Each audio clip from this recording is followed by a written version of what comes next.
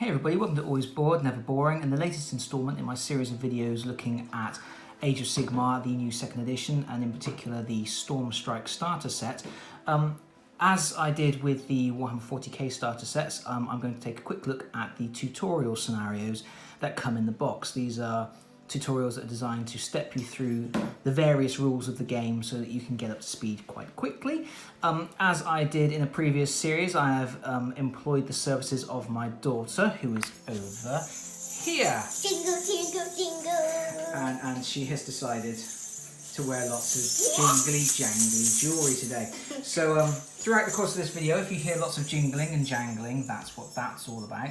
Also, if you hear any other peculiar noises, that's because over here we have a volunteer.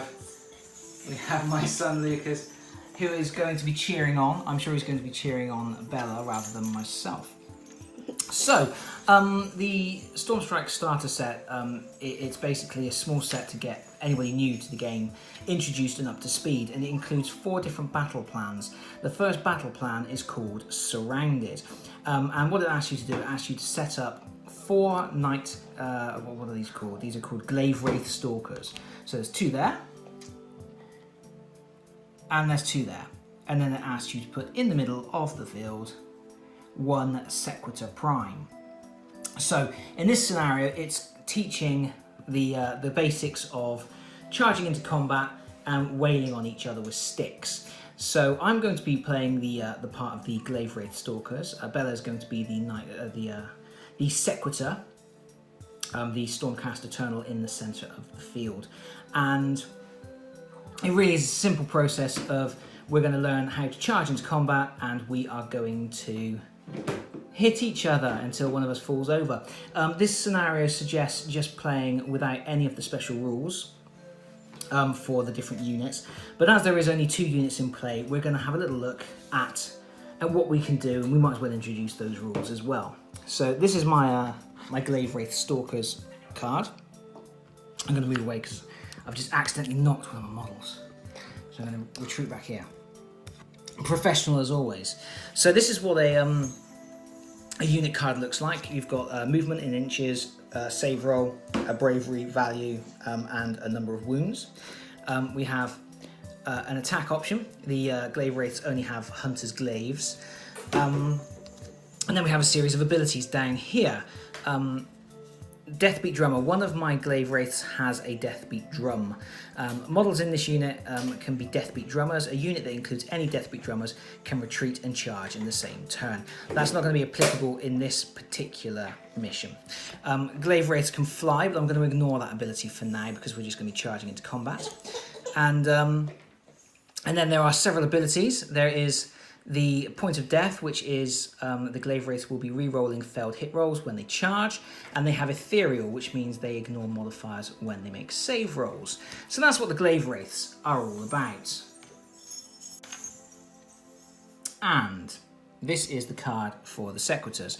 I'm not a big fan of the layout of these cards because they sort of incorporate descriptions, fluff text, and abilities all together in one card, and it's a little bit difficult to easily parse through and find the information you need. But anyway, that's just me personally. There are 2 different melee options up here. There's the Storm Smite Maul and the Storm Smite Great Mace. That's because some units can have Great Maces in this, but if you've got more than 1 sequitor on the board. We only have the sequitor prime, who has the basic Storm Smite Maul. However, because she is a prime, she will be adding 1 to her attack's characteristic, so this attack value goes up to 3. She has a Soul Shield, which allows her to re-roll rolls of a 1. And then she has this Etheric Channeling ability, which says at the start of the combat phase, you must say if the unit will channel etheric power into its weapons or its shields. If you choose its weapons, you can reroll failed hit rolls. If you choose shields, you can reroll failed save rolls. So that's going to be a decision point for Bella to make. Like I say, the tutorial says to ignore all of these special abilities for now, but with so few models on the board, I think we might as well just try and introduce them immediately, and we'll see how we go from there. So anyway, the scenario in question tells us to set up the board like I've shown you, and it says that the nighthaunts will be going first. So my nighthaunts are in 2 different units, so I have to pick a unit, and we are going straight into the charge phase of the game. So with all of that gabbling out of the way, we are ready to begin. We are ready to begin, aren't we, Bella? Yes. Are we ready? Yes. Jingle, jingle, jingle. Ding, ding, Are ding. we ready, Lucas? Are we ready? Stop the cheering. Yay! Right, okie dokie. I am going to try and charge with this unit of glaivewraiths. Okay, so in the charging phase, you pick any of your units that are more than 3 inches away from enemy units and within 12 inches of the unit you want to charge into. And you roll 2d6, you add the values together, and you can move up to that many inches. The first unit, the first model that you move in your unit has to finish within half an inch of the target. If that's not possible, you're not allowed to move at all. If you can get one model within half an inch of the target, all the other models in the unit can move forward, and they will have to finish within 1 inch of each other to maintain unit integrity.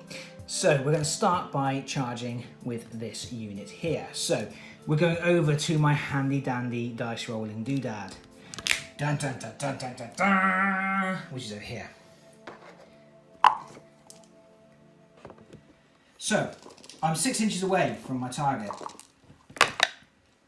And I have rolled a 7, which is fantastic. While I'm over here, I'm also going to roll for my other unit as well. So we're going to roll again, just to save me coming backwards and forwards to the dice rolling doodad twice. And that's 8, so both of my units have successfully charged. So we go back over here. Sorry for any motion sickness that this video may cause. So starting with this unit, they're going to charge in. So this is going to be my first one. He's going to charge right in. And then this guy has to finish within, it can move obviously up to the value that I've rolled, which was 7, and has to end within 1 inch of this guy here. So we're just moving up here. Sorry, that kind of happened off camera. And then these guys will move in as well. 1, 2, like so. And that leaves the sequitor in a bit of a pickle, completely surrounded by these glaivewraiths. So after my charge phase, we go straight into the combat phase. And in the combat phase, both sides will fight. Okay, so I'm going to pick this unit to attack with first. So the first thing that they have to do is pile in, which allows models to move up to 3 inches to get basically within striking range of the target. So he's just going to nudge right in here. But if we look at the card, we can see that I have, with my Hunter's Glaives, I have a range 2 when I'm attacking anyway. So well within range to attack this character. Once I've piled in, I roll to hit, then I roll to wound, and then Bella will get to roll to save. Before I do this though, I do have to ask her whether she wants to, she has a choice to make. At the start of the combat phase, like I showed you, she has this, where is it? Sequitor Aetheric Channeling. At the start of the combat phase, she has to basically choose whether she wants to have a better save roll or a better attack roll. What would you like to do, Bella? Would you rather have a better chance of avoiding damage, or would you rather have a better chance of dealing damage?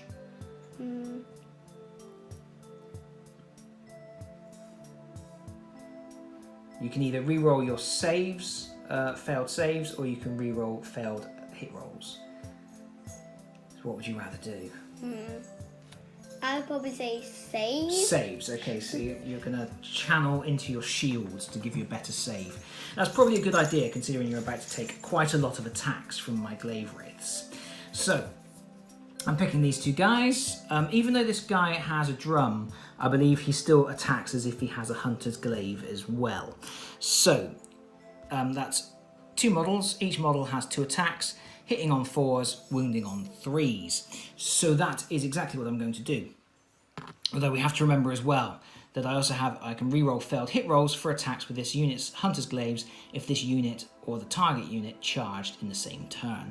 So lots of rerolling going to happen. I'm going to go over here. Dun, dun, dun, dun, dun, dun, dun, dun. I should point out that the little mat that we are playing on here, this actually came in the starter set, so you kind of get that to start with, just to give you something to play on from the beginning, which is quite neato. Let's get a little bit further along here, so we're centralized on the camera for these exciting dice rolls. So I am rolling 4 dice, and I am hitting on 4s. I rolled a 1, a 2, a 6, and a 3. That is not good.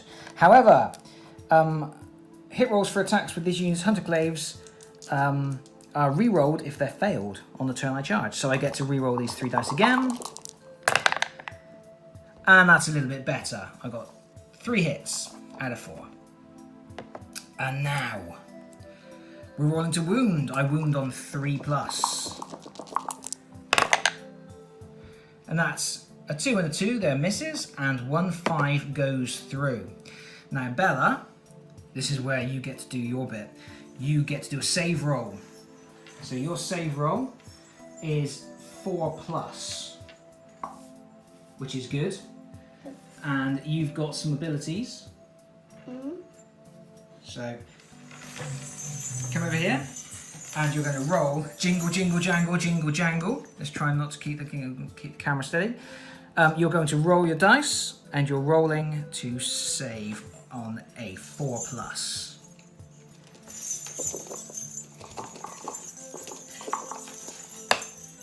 Uh-oh, it's a 2. You've got a Soul Shield ability that allows you to reroll save rolls of 1, but you also channeled your etheric channeling into your shield, so you can reroll this dice anyway. So you get to reroll it again, looking for a 4+.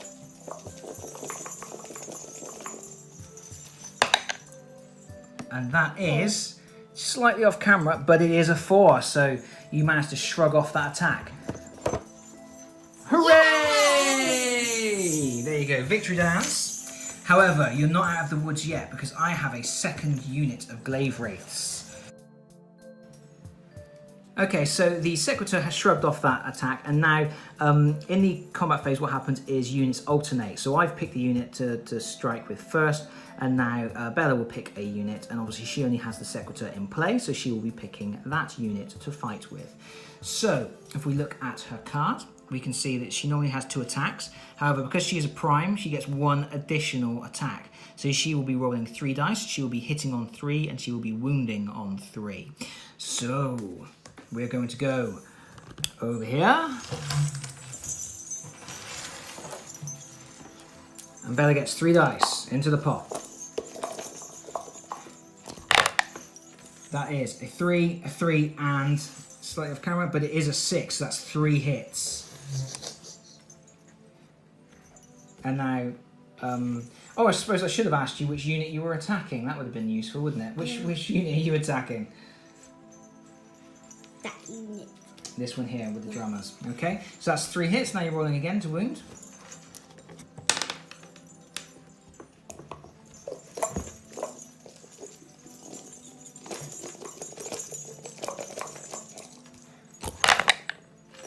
That's a 3 and a 4. That is 2 wounds. Now I get to roll defense. My defense is 4+. I rolled a 1 and a 4. So one of my guys lives, but one of my guys just got attacked. I get to allocate which unit. I'm going to allocate it. I don't want to allocate it to my little drummer. I like my little drummer. I'm going to allocate it to this guy here. So he has been defeated. Dun dun dun dun. And now I will attack with my second unit. So we will do that now. Here, like so. So I'm rolling. And I've rolled a 4, a 3, a 2, and a 2, and I get to re-roll these because I charged. And that's a 1, that's still nothing, a 2, that's still nothing, and a 5. 2 hits, wounding on 3s.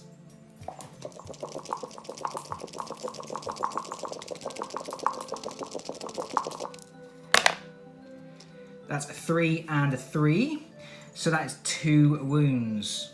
And Bella, You get to roll your saves, looking for 4+.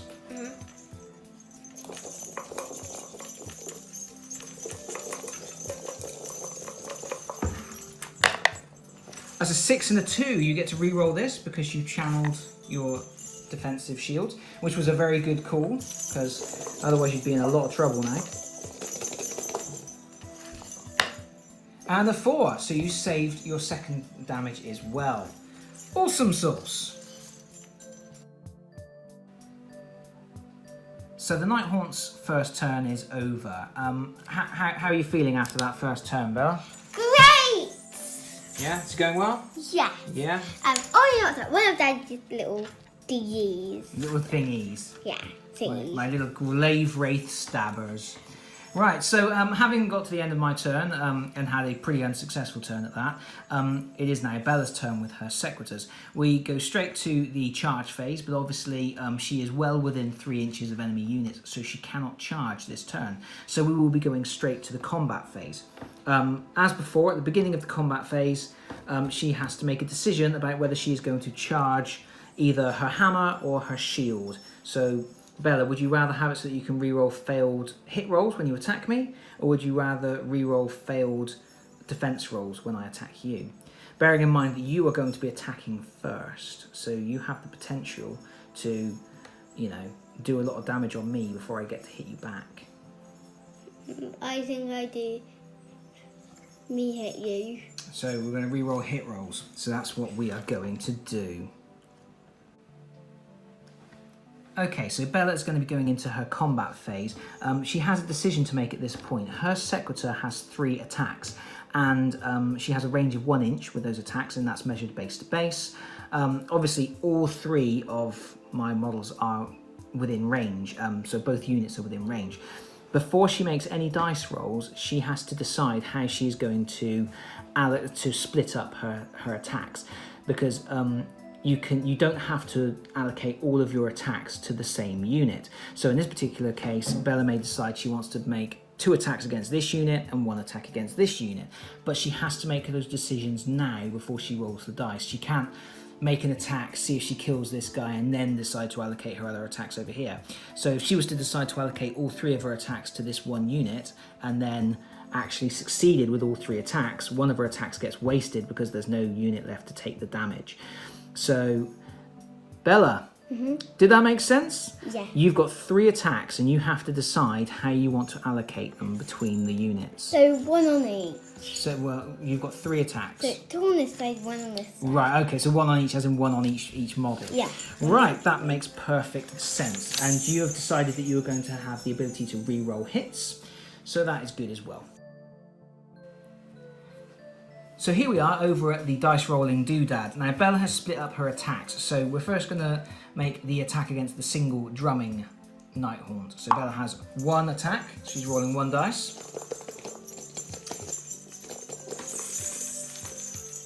Accompanied by jingle jangling. That is a hit. So now you're rolling to wound, Bella. You need a 3+ to wound. Plonk. And that is a 6, so that is a wound, but I get a save plus, a save roll of 4+. Will I do it? Oh, what is it? What is it? Is that a camera shot? Dun dun dun dun dun dun dun dun. No, it's a 2. Oh, poor show from the Nighthaunt drummer. And now, that's 1 attack resolved, but Bella obviously had 2 other attacks which she was allocating to the other unit. So she's now going to roll those 2 dice. Again, she is looking for 3+ to hit, and she gets re-rolls on fails.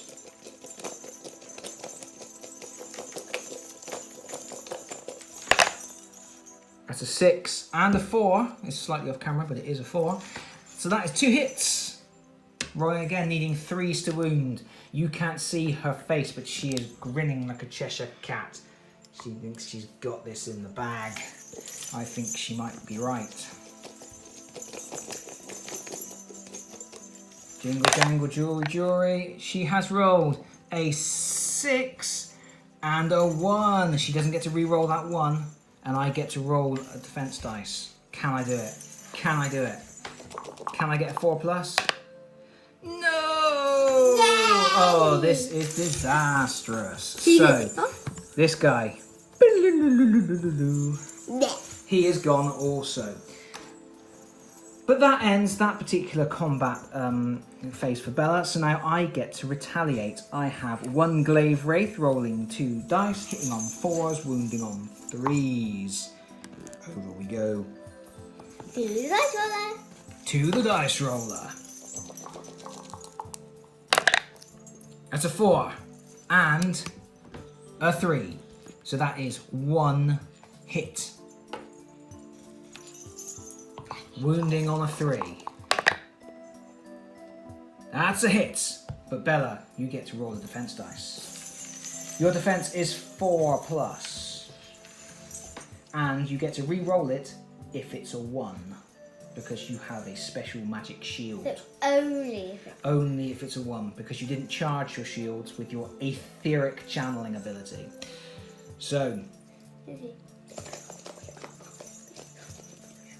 you want a 4+, yeah? There it is! Yay! That is another save. Oh dear. Things are not looking good for my final nighthaunt. That is the end of the round. That is the end of Bella's round. So we're going to go back to my round where I will get to do a charge phase, which doesn't happen. And then we go straight to the combat phase. Now, obviously, in the full game, there's other steps in between this. There's a battle shock phase where you check to see whether your units fail their bravery tests and run away. And then obviously there's standard movement and things like that as well. But for this particular scenario, they are literally just alternating between the charge phase and the combat phase, just to teach those 2 aspects of the game. So although it seems a bit weird that we're now just in this situation where we're just rolling dice backwards and forwards, in a proper game, there would be other things going on as well. There'd be a hero phase, there'd be the potential to cast spells, regular movement, running, there's a shooting phase and things, obviously. So, yeah, so there's more to the game than what this tutorial is showing, but this tutorial is just showing that one aspect. And having said that, I am going to attack you. This is it, Bells. This is the point where I roll my 2 dice, and I get, what do I need? 4s. I'm going to get 2 4s, and then I'm going to get 2 3s. I almost forgot. Are you going to channel into your shield for extra defense, or into your hammer for extra hittiness? Shield. Shield. She's rolling her shield. So Bella will be able to re-roll any failed save rolls. I rolled a 1 and a 5, so that's 1 hit.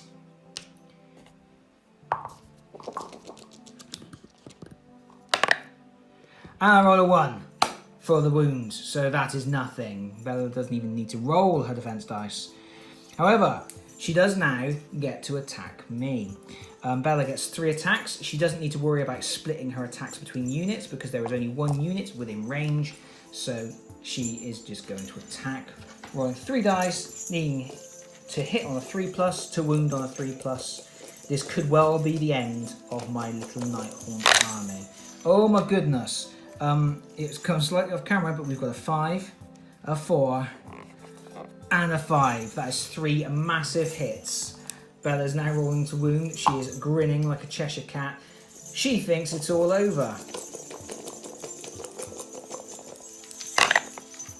That's 2 wounds, because the 1 doesn't count. So I've got to make 2 save rolls of 4+. If either one of these dice rolls fails,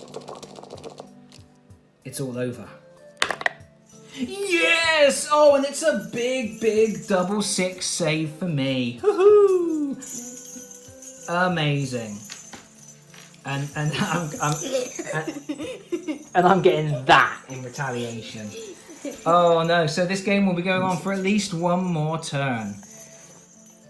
Will the excitement never end? Okay. Right, so it's my turn to start, isn't it? So I get to attack first. Is that right? I've lost track. Well, I'm going to do my attack. I've lost track of what I'm doing, Bells. You just attacked me. So now I'm going to attack you. 2 dice. Do you get to choose about? Yeah, you get to choose whether you're channeling again, don't you? I've lost track. I've lost track. Who went first in the last combat round?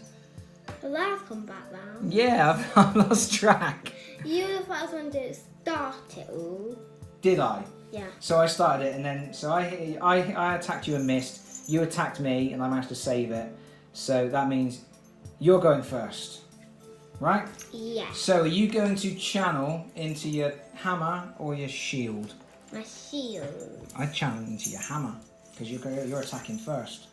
Okay, hammer then. Because you might be able to beat me up before I get a chance to retaliate. Right. The final.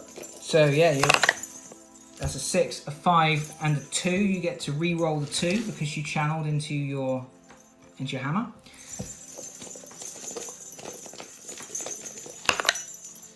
And that is another 2, so that hasn't achieved much. But you now get to roll a wound. 3 plus to wound.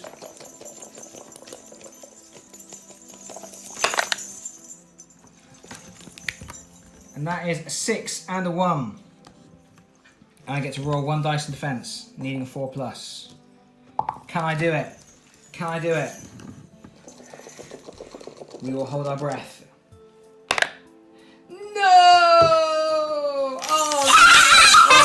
Oh no! Oh, this. And the bells jangle in my ears. And that is that. My nighthaunt army is defeated. They couldn't even take down a single solitary soldier. There we go, Bella. Yay! I have to make it right. Bella wins. And that is that. That is the first scenario in this set of tutorials. The next scenario in the book will introduce shooting. It will actually involve a unit of banshees trying to swarm around a castigator prime, which is one of the soldiers with the great big crossbows. We will look at that another time. But until then, I'm going to say bye-bye. Bella? Bye! Bye-bye.